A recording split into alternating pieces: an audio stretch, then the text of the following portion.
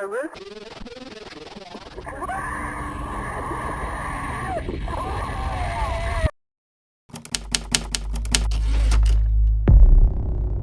YouTube is weird, man. Like, genuinely weird. Think about it for a second. Over 500 hours of content get uploaded to this platform every single minute. That's 30,000 hours of video every single hour. Most of it's normal stuff, but buried in there, between the cat videos and the makeup tutorials, there are some seriously dark corners of this website that most people don't even know exist. Quick disclaimer before we start. Some of this stuff involves real tragedies and real victims. I'm gonna be as respectful as possible, and if any of this content is affecting you in any way, please take a break. There's no shame in clicking off. Alright, if you're new here, make sure to subscribe. Most of you guys aren't subscribed, and I hate to be that YouTuber, but it really does help. Okay, let's get into it. Level 1. Venus Angelic. First up is Venus Angelic. If you were on YouTube in the early 2010s, you definitely remember her. She was this Swiss girl who became famous for looking like a living doll, like an actual anime character come to life. Her How to Look Like a Doll tutorial went absolutely viral in 2012, and suddenly she was everywhere. TV appearances in like a dozen countries, magazine interviews, the whole thing. At her peak, she had over 1 million subscribers. But here's where it gets dark. Behind all those cute makeup tutorials and kawaii content, Venus was basically being controlled by her mother, Margaret. Margaret managed everything. The channel, the money, Venus's entire image. Venus was like 13 when she started, and her mom was the one running the show. Some people even described it as exploitation. Margaret apparently kept Venus isolated, didn't let her go to normal school, moved her around constantly. Everything in Venus's life was controlled. When Venus turned 18, she escaped. Like literally ran away to Japan with a guy she'd been secretly talking to online. His name was Manaki. They got married, she tried to start a new life, but things didn't get better. Venus developed serious body image issues. She became obsessed with being smaller. She contacted over 50 doctors trying to get weight loss surgery. 50. And they all said no because it was way too dangerous. But she eventually found one doctor in South Korea who agreed to do it. The surgery was extreme and dangerous, and for a while she thought it worked. But about a year later, complications set in. She couldn't eat, couldn't drink. Her weight dropped to a life-threatening level. She had to be hospitalized and fed through an IV just to stay alive. Since then, Venus has been open about her struggles with mental health, with alcohol, with everything. Her marriage ended. She went through periods of being hospitalized, periods of recovery, periods of relapse. As of 2025, she's apparently back in Switzerland. Her channel is still up, and honestly, it's kind of a documentation of someone trying to rebuild their life after being exploited as a child. Tragic stuff. PilotRedSun.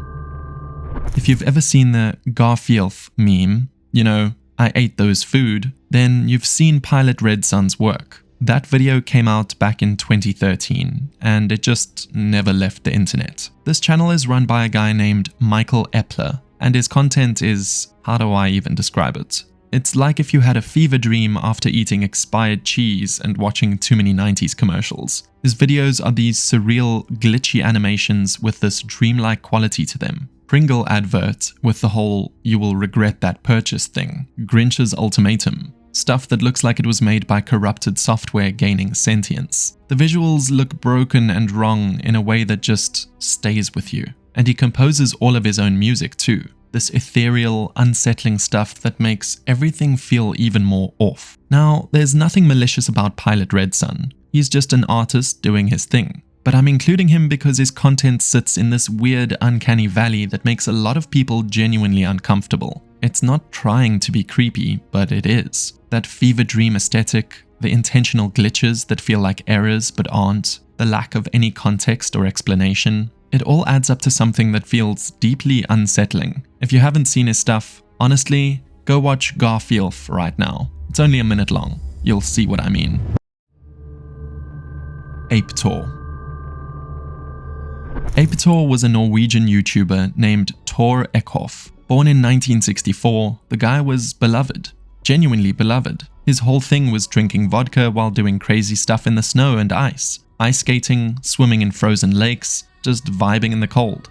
He had this whole seize the day energy to him. Over 1.2 million subscribers, and people just loved watching him be this wild, free-spirited dude living his best life in Norway. Every year on his birthday, Tor would upload a video titled, "I am not dead. I am his age today." It was kind of his thing, this running joke, proof that despite all the dangerous stuff he did, he was still kicking. He'd been doing it for years. On November 22nd, 2021, he uploaded his last birthday video. "I'm not dead. I'm 57 today." 5 days later, on November 27th, he fell through the ice while filming a new video at Jacob's Dam, a lake near Kongsberg. Witnesses heard him calling for help. Rescue divers pulled him out of the freezing water and performed CPR right there on the ice. They airlifted him to a hospital in Oslo. He passed away the next morning. The guy who made videos about surviving the cold, who joked every year that he wasn't dead yet, lost his life doing exactly what made people love him. His channel is still up, over 1 million subscribers, and that birthday video is still there, uploaded just 5 days before everything happened. Level 2. Snakebit McGee.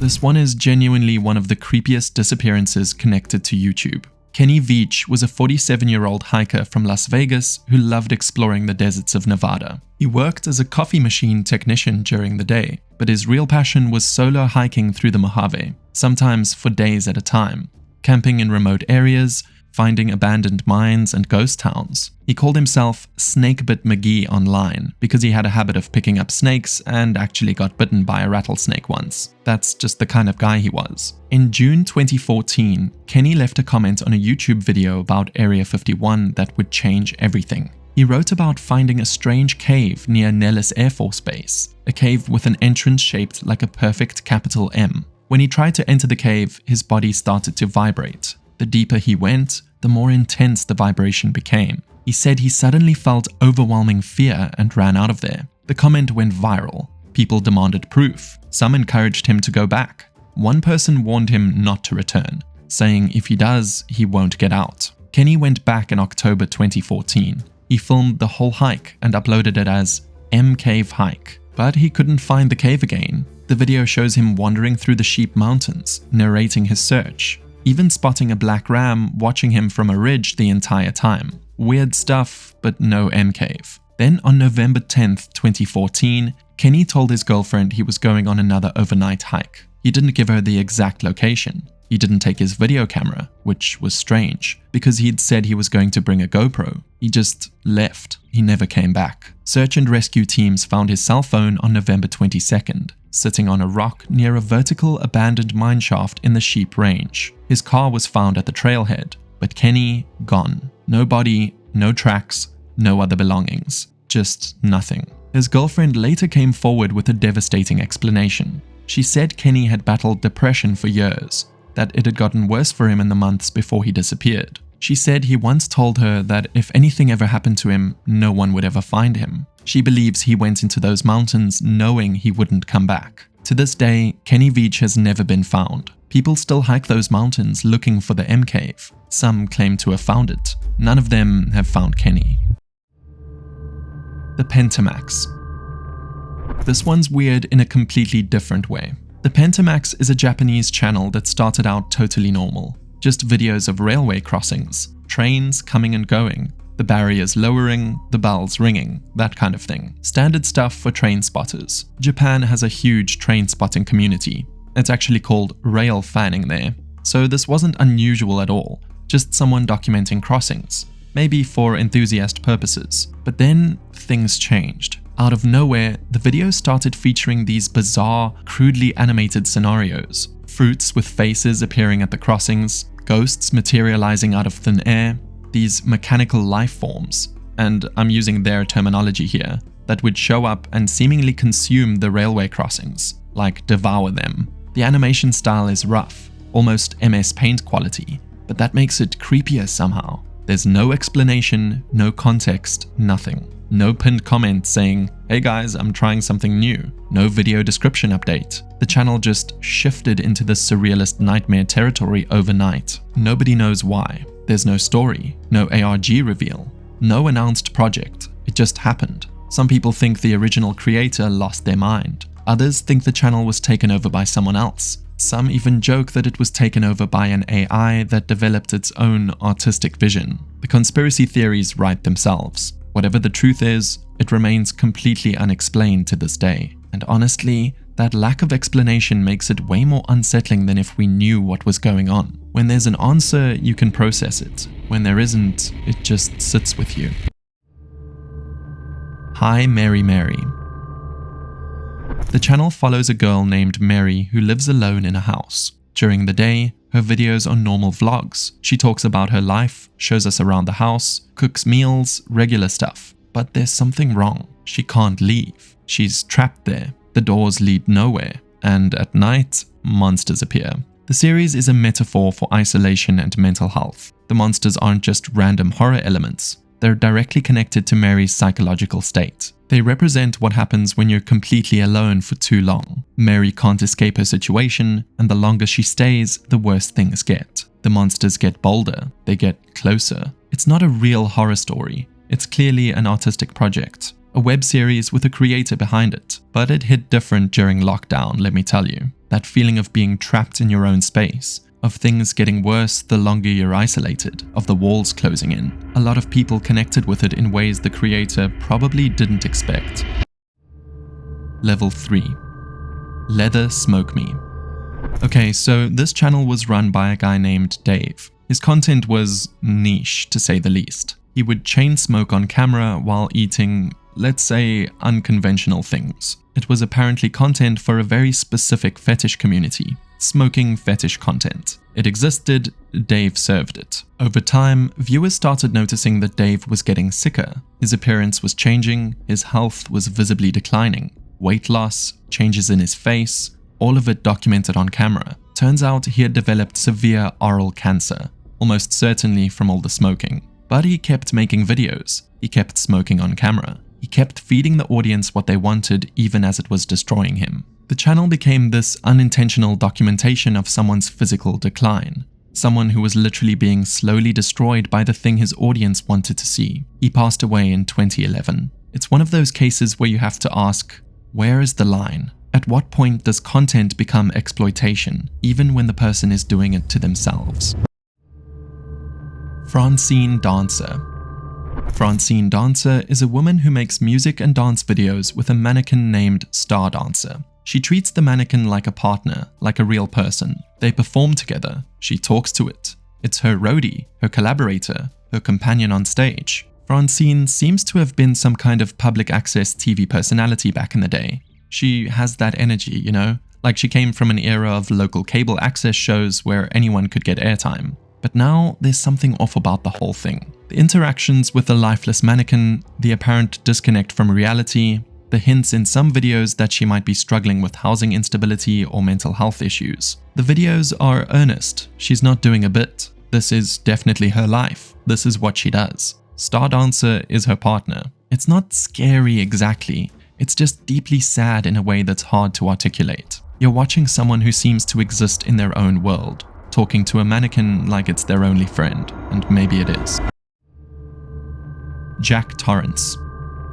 The channel started uploading what appeared to be old VHS tapes from the 90s, supposedly found at an estate sale in Texas. Normal family stuff, birthday parties, holidays, random home footage. The kind of tapes everyone's parents have somewhere in a box. But then without warning, the mundane footage cuts to something dark, really dark. Brief flashes of disturbing imagery spliced into otherwise normal home videos. The implication being that these tapes actually belonged to someone dangerous. Someone who was documenting their victims alongside their family memories. Is it real? Almost certainly not. It's clearly a creative horror project, a well-executed ARG. But the execution is good enough that it sits in that uncomfortable space where you're not entirely sure. The juxtaposition of wholesome family moments with brief flashes of darkness is genuinely unsettling. Your brain just doesn't know what to do with it. Level 4. Soft White Underbelly. Soft White Underbelly is run by Mark Leiter, a 65-year-old commercial photographer who started interviewing people on Skid Row in Los Angeles back in 2016. Addicts, sex workers, gang members, people struggling with mental illness. He sits them down, takes a black and white portrait, and just lets them talk about their lives. The channel blew up in 2019 and now has over 6 million subscribers with more than 1 billion total views. And I get why people watch it. These interviews can be genuinely powerful. You're hearing from people society usually ignores. Some viewers say it humanizes the homeless, making you see them as real people. But a lot of people call this poverty porn, exploitation dressed up as compassion. Leiter pays his subjects somewhere between $20 and $100, films their worst moments, sometimes while they're actively struggling, and monetizes it. Can someone in that state really consent to having their trauma broadcast to millions? There's been drama with fundraising, accusations of where the money actually goes, subjects who passed away after appearing on the channel. But the thing that really made people uncomfortable came out in 2025. Leiter revealed he'd been dating a woman named Kiara, a young woman in her 20s who was the daughter of a former interview subject. She struggled with addiction. He'd been paying for her rent. Then she passed away. He was the one who found her. Is Mark Leiter giving a voice to the voiceless, or profiting off human misery while playing savior? Maybe it's both. That's what makes it so uncomfortable. 00390.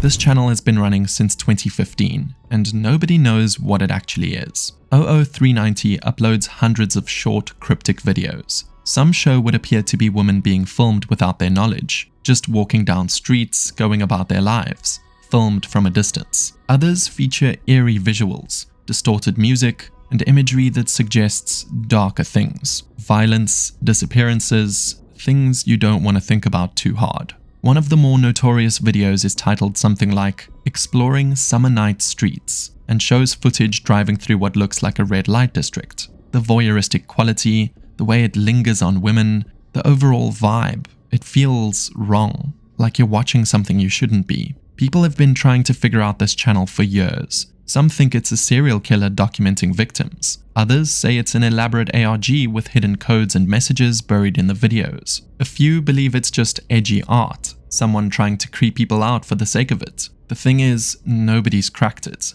There's no creator reveal, no explanation, no story that ties it all together. Just hundreds of videos sitting there on YouTube, uploaded over nearly a decade, watched by people trying to make sense of something that might not have any sense to make. Is it real? Probably not. But that probably is doing a lot of heavy lifting. And the fact that it's been up this long without answers is what makes it so unsettling.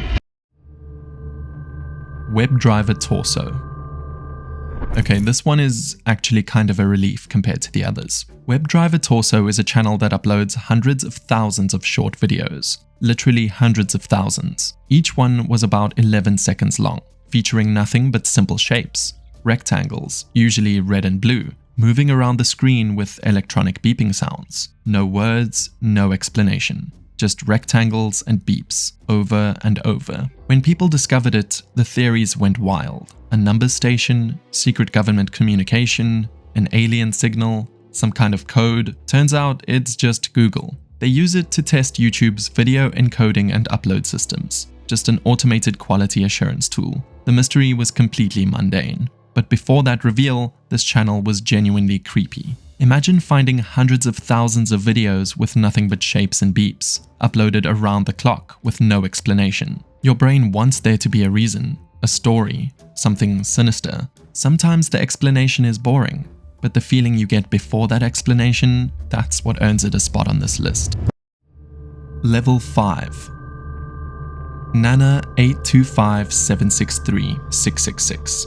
This channel created one of the most famous creepypasta-style videos on YouTube. The video, username 666, claimed to show what happens if you visit a YouTube user with that name. Supposedly, your computer starts glitching, the video player breaks down, and disturbing images appear. The video is well made enough that it genuinely freaked people out when it first dropped. Kids were afraid to search for that username. Urban legends spread that watching the video could curse your computer, or that the username was somehow connected to something supernatural. It's not real, obviously. It's a creative project by a Japanese video artist. But the execution is so effective that it became one of the foundational cursed video legends of early YouTube. The creator has other videos that are similarly unsettling, surreal, glitchy, with this underlying sense of dread. Obscquay. If Nana825763 gave us cursed videos, Obscquay gave us something arguably worse. This channel uploaded what appeared to be found footage from old homes. Stuff like birthday parties, family gatherings, kids playing in backyards, normal nostalgic content. But edited into these videos were brief moments of something wrong. A figure in the corner, a face that wasn't there before, footage that glitches at the exact wrong moment to reveal something disturbing. The channel has been analyzed by horror fans for years. Some believe there's a narrative hidden in the uploads, a story about loss, about death, about something that happened to a family. Others think it's just experimental horror art. Either way, the effect is deeply unsettling. It takes something safe and familiar, home videos, childhood memories, and corrupts it. You can't watch old home movies the same way after you've gone down the Obscquay rabbit hole. Unnamed TV Archive Channel. I'm not gonna name this one specifically because the channel might still be up, and honestly it feels wrong to draw attention to it. But there was a channel that uploaded thousands of short clips, screen recordings of whatever was on TV at the time, news broadcasts, commercials, random shows, thousands of them, about 11 uploads per day, every day for years. No commentary, no editing, just whatever was on television, recorded and uploaded. The camera work became shakier, the uploads became less frequent, gaps appeared where there had been consistency, and then they stopped. An obituary confirmed that the person behind the channel passed away in hospital. The channel was unknowingly a document of someone's final months of life. Thousands of videos showing a TV screen, uploaded by someone who was running out of time and maybe just wanted to prove that they were still there, still watching, still existing, still part of the world, even if just as a silent observer of what was on television. It's not creepy in a horror movie sense. It's creepy in a sense that we're looking at something deeply private, something that probably wasn't meant to be discovered this way, a person's final months, catalogued in daily uploads of whatever was on TV, ending when they couldn't upload anymore. Misha Buu. Tamisha Ridge, who went by Misha Buu online, was a 31-year-old fashion designer from Sacramento. Her whole thing was teaching people how to make their own clothes on a budget. DIY fashion, sewing tutorials, how to look good without spending a fortune. She had this warm, charismatic energy that just drew people in. At her peak, she had around 140,000 subscribers, which was a lot back in 2014. She was also a mother of 3. On May 13th, 2014, Tamisha uploaded what would be her last video. Just another sewing tutorial. Nothing unusual. Hours later, she was gone. Her ex-boyfriend, a man named Demeshlo Green, had flown in from Texas 2 days earlier. They'd been in an on and off again relationship for about 10 years. And he was the father of one of her children. According to reports, he'd been calling her repeatedly, wanting to get back together. She rejected his calls. On May 14th, Green entered her apartment through an unlocked door while she was sleeping. Her cousin, who was asleep on the couch, didn't even hear what happened. When she woke up and went to check on Tamisha, it was too late. Green turned himself in to police about 5 hours later, initially for a parole violation. He was then charged with her murder. He had a history of violence against women. Tamisha's mother later said she knew he was abusive, but she didn't know how far he would go. The case was eventually featured on Investigation Discovery's Web of Lies in an episode called Death of an Internet Star. Her channel is still up. You can go watch her videos right now. This talented, smiling woman teaching people how to sew, how to express themselves through fashion. And you know that the video you're watching might be one of her last, uploaded just hours before everything ended. It's a reminder that behind these channels, behind these personalities we watch, there are real people living real lives. Sometimes those lives end in ways that are senseless and tragic. Hobo Stobe.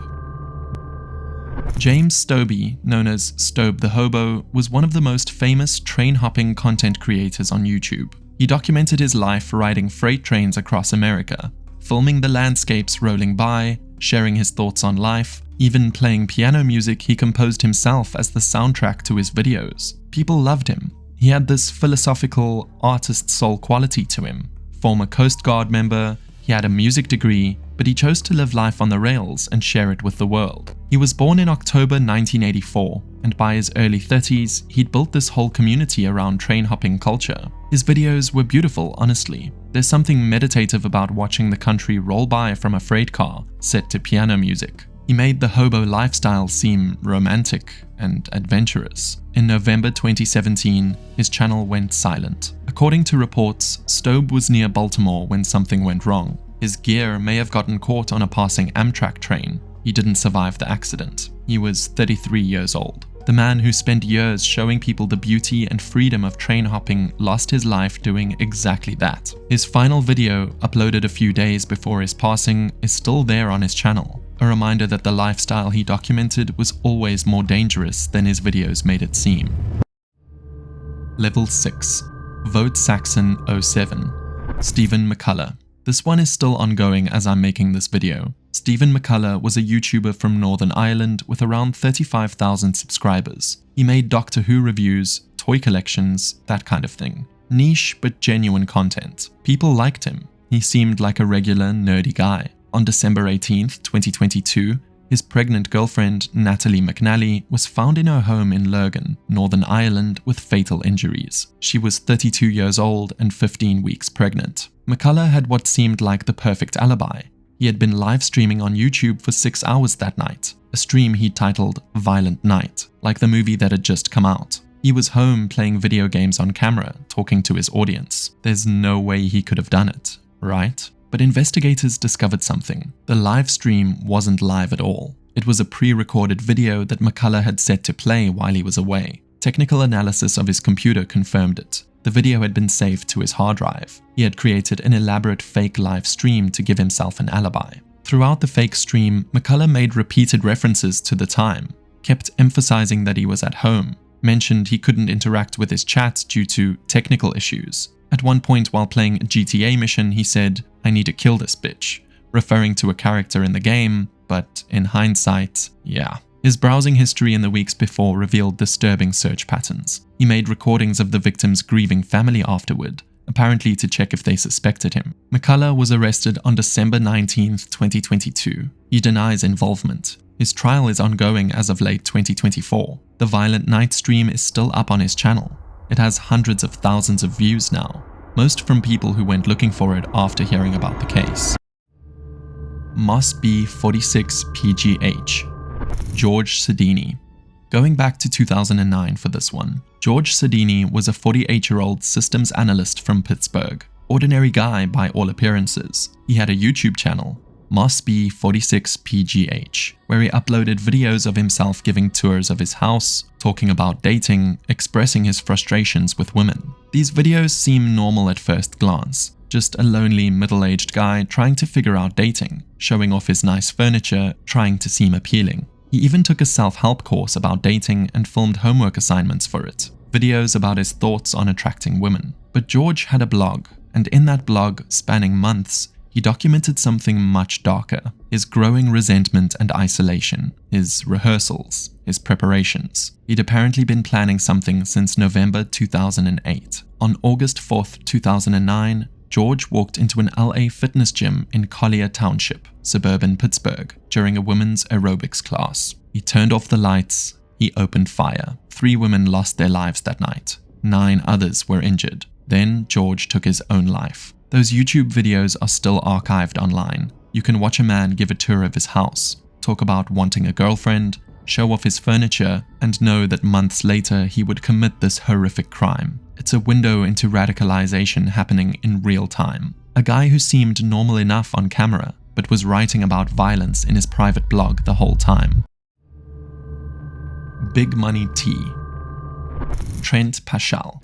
This one happened in October 2020. Trent Paschal was 48 years old. His wife Savannah was 30. They lived in Lamarck, Texas with their 2 children. By appearances, just a regular family. On October 21st, Savannah and her mother came home to find Trent inside the house. According to investigators, Trent had been hiding in the shower in the master bathroom, waiting for them to return. When they walked in, he stepped out and told them he was going to shoot them both. Savannah's mother managed to escape. Savannah didn't. She was shot. She passed away at the hospital. After the shooting, a YouTube video surfaced on a channel called Big Money T. In the 4-minute, 22-second video, Trent spoke directly to his daughter, apologizing for what he'd done. "I'm recording this because I want my daughter to know that I love you. I'm so sorry I've done this." He accused his wife of infidelity, said she'd been playing me for a fool. The video ends abruptly when he appears to notice someone approaching. Neighbors actually recorded Trent on the phone after the shooting, confessing to his wife's aunt. That same night, deputies tracked Trent to a Walmart parking lot in Houston. When they tried to arrest him, he pulled a gun and refused to put it down. They shot him. He survived, was hospitalized, and eventually made bond, $550,000. Then, in April 2021, Trent cut off his ankle monitor, stole a car at knife point from a dealership, and went on the run.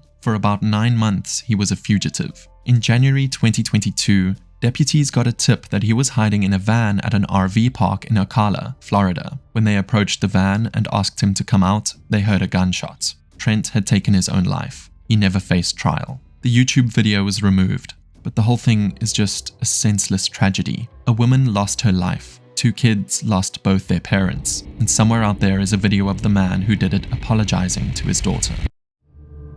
Level 7. The Experiment. I don't even know how to explain this channel, and I've tried. The videos show disturbing imagery in dark rooms, people in apparent distress, filmed with minimal lighting, almost no audio, just ambient noise, sometimes breathing. The content is deeply unsettling. Sometimes figures appear in the background, people in lab coats, like scientists observing something, watching, not helping, not reacting, just observing. Clinical detachment to what looks like genuine suffering. Some deleted videos reportedly showed even more disturbing scenarios, all filmed with this cold medical vibe, like it's documentation of something you're not supposed to see. There's no explanation, no context, no story, just deeply disturbing footage that feels like it shouldn't exist on a mainstream platform. The comment sections, when they're enabled, are just people asking, "What is this?" with no answers. I'm not going to link this one. I don't even want to give it attention, but it exists, and it represents the kind of thing that can stay on YouTube because nobody's watching, nobody's reporting because nobody even knows it's there. Justin Mann. In January 2024, a man named Justin Mann uploaded a video to YouTube that would remain online for about 6 hours before being removed. In this video, Justin displayed evidence of what he had done to his father. I'm not going to describe the specifics. It was removed for violating YouTube's policies on graphic violence, and for good reason. Michael Mann was 68 years old, a federal employee who worked for the Army Corps of Engineers for over 20 years. Justin had killed him in their family home in Middletown Township, Pennsylvania, then filmed this 14-minute video. In the upload, Justin declared himself the leader of something called Mann's Militia and called for violence against federal government officials. He listed specific names. He ranted about the government, about borders, about his political ideology. This wasn't completely out of nowhere. Justin had a history of uploading delusional political content, music videos, self-published books, content where he portrayed himself as a kind of messiah figure. He'd sued the federal government and his former university. He clearly had something building for years. After uploading the video, Justin drove his father's car over 100 miles to Fort Indiantown Gap, a National Guard facility, where he was arrested trying to gain entry. In July 2025, he was convicted of first-degree murder, the first conviction ever. He received life in prison without parole. That video was up for 6 hours. Thousands of people saw it. It went viral on other platforms, and now it's just out there, forever. Li Zihua and Chen Qishi.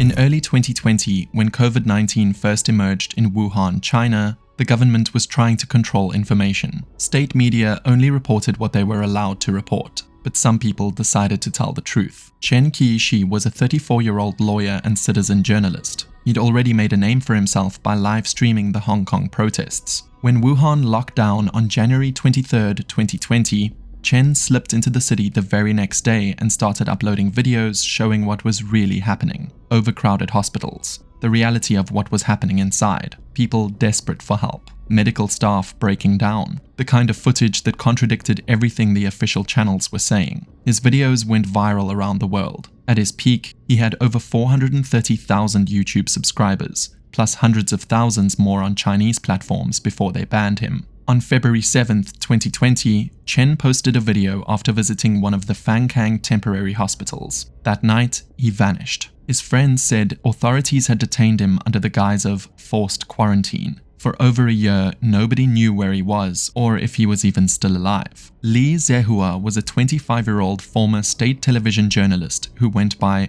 K. Chris Li online. After Chen disappeared, Li went to Wuhan himself. He visited crematoriums, interviewed workers, documented what the government didn't want anyone to see. In one video, Li filmed himself being chased through the streets by unmarked cars. Just this terrifying footage of a guy in his car realizing he's being followed, trying to lose them. On February 26, 2020, Li went live. He was in his apartment. Security agents were pounding on his door. He said goodbye to his viewers. Then silence. Li reappeared 2 months later in a strange video where he praised the authorities and said he had been treated well. The tone was completely different from anything he had made before. It read like a script. Many believe it was exactly that. Chen finally resurfaced in September 2021 on a friend's YouTube channel. He looked okay physically, but he said he couldn't talk about what happened to him during those 18 months. He's been largely silent ever since. This isn't a creepy mystery. This isn't an ARG.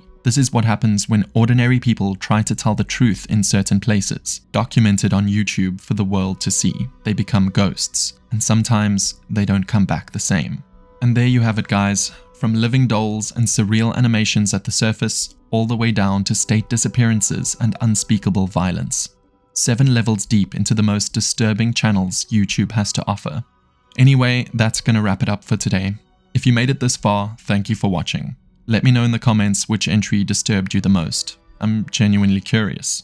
And if you're not subscribed, well, you know what to do. I'll see you guys in the next one. Stay safe out there.